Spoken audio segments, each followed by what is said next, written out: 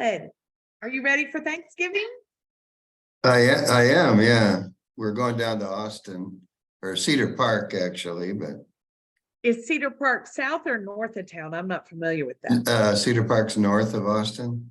Oh, good. Well, good for you. I just was thinking if you had to go through Austin, that's might not be fun. No. Good, good, good. Well, okay. I am going to go ahead and share my screen. I know we're recording. So here we go. I'll start slow. So if anybody else is going to join in, but I know we're recording. So happy Thanksgiving to anybody listening. That's the week that we are talking about off market and the how to. I think it's interesting to know that there are times when a seller does not want just a traditional sale. They, for whatever their reasons are, they do not want to clean their home, get it in its best condition, have a sign in the yard, and have showings. They don't want to do that, but they do need to sell. And so sometimes it's because they have to get out quickly, because they've been ignoring those mortgage notices they've been getting and they thought they didn't mean it. And now they're realizing they do. Sometimes it's because they inherited a home and the title is all a mess and they want a buyer who's willing to work with them while they figure the title out. Sometimes it's that, an entire bathroom doesn't work. And so they don't want to go on the market, but they're not adverse to finding a buyer. Sometimes it's privacy. Hey, look, I don't want a sign in my yard and I've got 2 kids at home and I don't want everybody knowing my home is for sale. Right now, there are a million different reasons. And so knowing that it's okay to off market and how. So we're just going to go kind of quickly through the how, because the why is going to show up. And you need to know that you can provide the services that your sphere needs, right? There are people who need to sell now. There are people who need to sell quickly. There are people who need to sell quietly. And so you need to be their agent no matter what situation they are in. All right, so we're going to talk about the how to. First off is just to know that this is something that lots of brokerages continue to market, right? Open Door had Open Door exclusives for a while. Coldwell Banker has what they call sneak peeks. Compass has Compass exclusives. What's a private exclusive with Compass? Privacy, it gives you discretion, flexibility, quality, and value. Really interesting the way different people market it. But first off, I want you to know, if your seller needs it, wants it, they're not alone. There are lots of sellers asking for this. And so you can provide it. So one way, we're talking about how to. One way is to use the registration agreement between broker and owner. So this is not a listing agreement. It doesn't protect you no matter how they sell, right? So it would be that you would need to bring the buyer, but it does protect you as long as you bring the buyer. So you would register, you would fill this out with the owner and the broker and your email and the asking price. And then registering, broker registers. Who are you going to register? Well, you're going to register the clients from within your own office and within your own client base. None of that is public marketing. None of that is public marketing. From within your own market center and from within your own client base that you are in a client relationship with, all that is fine. And then under number 7, you're going to check either that you'll represent the owner or you'll represent the prospect or you'll be intermediary, right? And remember, intermediary can also be, and we're going to talk about 2 agents within Keller Williams Denton. So you can use this form. This is a how to do off market. This form would be fine. Okay, not liking masks. Let me just do it again. Sometimes it just doesn't like me. Okay. All right. So the other way, besides the registration between broker and owner, is the listing agreement, right? And so you will see your choices on the listing agreement. So under paragraph 6, you have 6A, 1B, which says seller instructs broker not to file this listing until this many days have gone by. So that's coming soon. That means you're not going to put it on MLS, or you're going to put it in MLS under coming soon, which has no showings.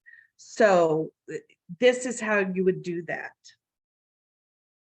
And then this is off market. So right, you saw 6A, 1B. This is 6A, 1, 2, 2.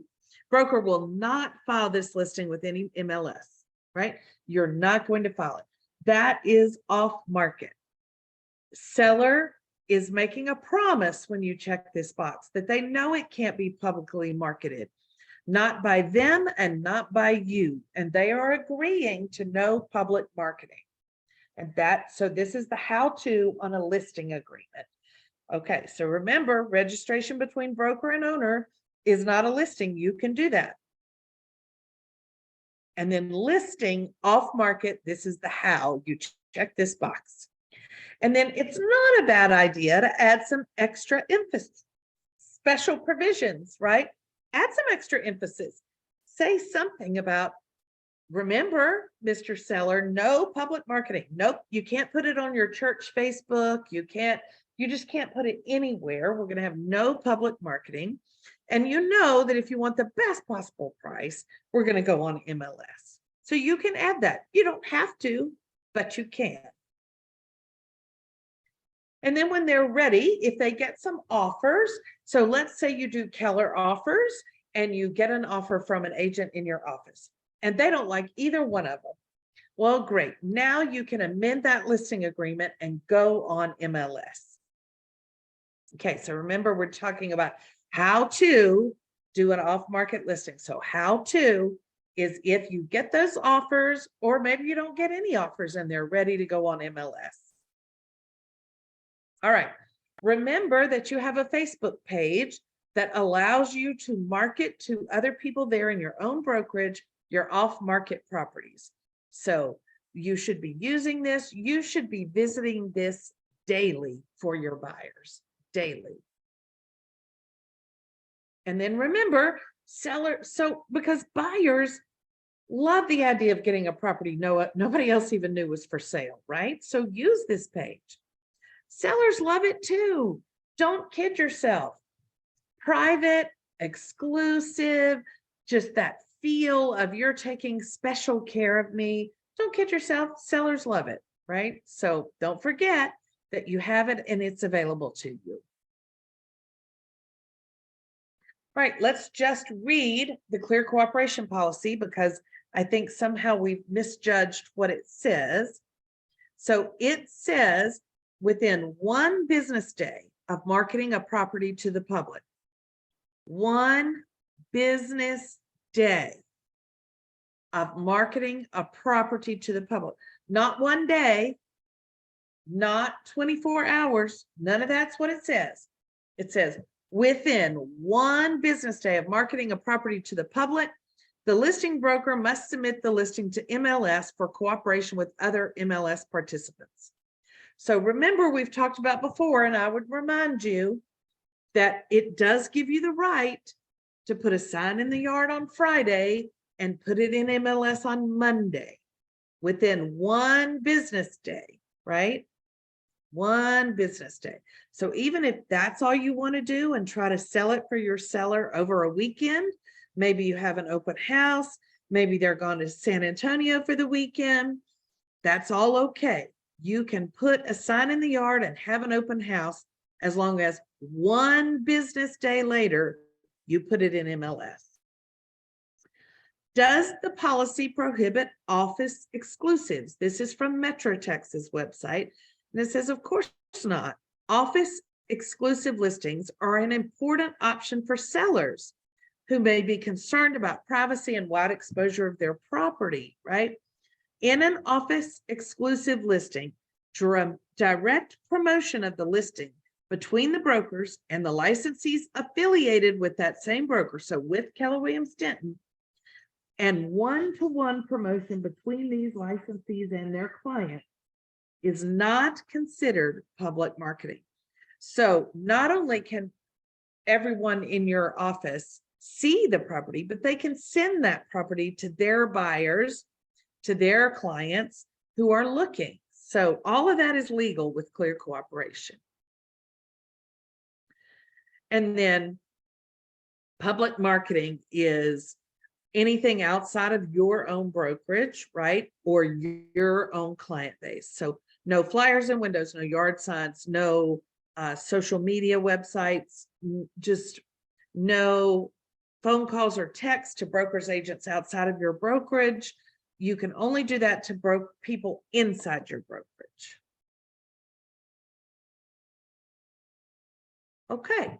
And then another idea, another way to generate leads is at an open house or following up on an internet lead to get them to complete some sort of form like this.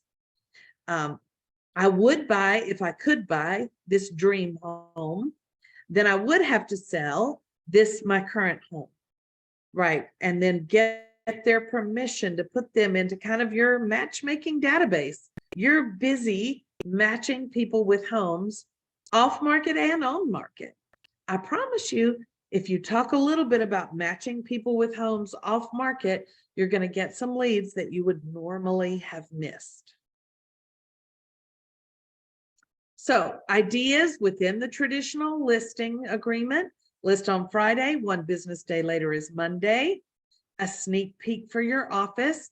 You can do coming soon. Go ahead and put it in MLS under coming soon, but there are no showings at all in coming soon status. No showings at all. So you're going to need really terrific photos. If you're hoping to sell it while it's in coming soon status and not have showings, you're going to need really great photos to get that done. Or maybe you're going to choose to just stay off market for a couple weeks, show it within your office, send it into Keller Offers, maybe call investors that you work with to see if they want to make an offer. No yard sign, no Facebook ads about the listing, none of that, because that's public. But what can you do for 2 weeks off market to generate potential offers on this property? So those are ways you can handle this. All right, and then just because sometimes off market generates intermediary conversations, let's just discuss and make sure we're doing it right. This is straight from the Trek website. What does intermediary look like? So intermediary without appointments is you as intermediary. That means no advice or counsel to either side. You just pass information. So the way I do intermediary without any appointments, it's just me, is I copy the buyer and seller on exactly the same emails, no matter what. If I'm giving the buyer names of inspectors, I copy the seller also. If I'm explaining to the buyer how the option period works and when it runs out, I copy the seller also. If I'm explaining to the seller the normal kinds of repairs people do, if I'm just explaining that, I copy the buyer also. I just make sure that I'm not giving one person any information that I don't give to all parties on both sides. And then intermediary with appointments is 2 KW Denton agents, one for the buyer, one for the seller. So you have to have written consent from each party to do intermediary. So this is a written representation agreement. So a notice, an information about an intermediary notice, and information about brokerage services, those are not adequate. You must have a listing agreement or a registration between broker and owner, and you must have a buyer tenant rep agreement, right? You must have written explaining who you represent. And the registration between broker and owner it's got a box for I'm going to represent the seller, I'm going to represent the prospect, or I'm going to be intermediary. Okay. So you have to have that checked representing the owner. Then you have to have a buyer tenant representation agreement. Okay. When writing the contract, how do you show that it's intermediary? Well, that's in the broker information. The information's only going to be on the right-hand side. The left-hand side of that page has the buyer rep information, buyer broker information. In this case, it'll all be on one side, on the right-hand side. And then will there be appointments so the agents can give opinions and advice? If there are appointments, then they can give opinions and advice. If there are not appointments, they cannot. What happens if an unrepresented buyer wants to buy one of my or my broker's listings? Well, then there's the unrepresented buyer form, right? You can still do the transaction. You can still represent the owner and the owner only, but you want it to be super clear that that buyer is not represented by you. So this is a possibility with doing off market. It certainly is a possibility with doing off market. And then I just, as I kind of wrap up the how-to, I want to remind you that people may need to move right now. They may be behind on their mortgage payments. They may have divorce. They may have death. Maybe they have a good reason. Maybe they're having a baby. Maybe they're moving, their job relocating. There are people that even though it isn't the perfect day, maybe in our minds, to buy and sell real estate, they need to move. They're counting on you. So they may need you to have options for how they can make that move happen, right? How can I help you move across the country or across town? Does it have to be where I straighten up my linen closet and sign a listing agreement and have showings, or do you have options? And people do need you to offer them some control, some options. This could very well be a need coming out of your sphere. So please don't overlook off market as a distinct possibility, as a service you can provide. Sometimes it's such a gift to a seller. They really are need speed. Their house is in poor condition. Their family is in distress. They need some privacy, some flexibility, and they're turning to you. And they'll be very disappointed if your answer is, well, let me help you get your house all straightened up and then be on the market for 41 days, right? That just may not be what they need. So how else can you help them? So hopefully this how-to has helped you. All right, you guys, don't know if anybody has any questions or if we're all done, but I want you just to know that right now, I feel like we need to focus on the options we can bring to sellers so that we are legitimately providing service to our sphere. Our sphere needs service, and it may not look, the service they need may not look exactly the way service has always needed to look. And so knowing how to do something off market, at least is a starting point. And it probably maybe won't generate as high an offer as on MLS will. I'm a believer in that, but that's up to them to choose, right? If they want to get the highest possible offer, then you know how to help them do that. But maybe they need something quicker and easier. Maybe that's more important. So want to be sure you know how to do it. So let me know if I can help you, and happy Thanksgiving to all of you. Thank you, Anne. Thanks so much, you guys.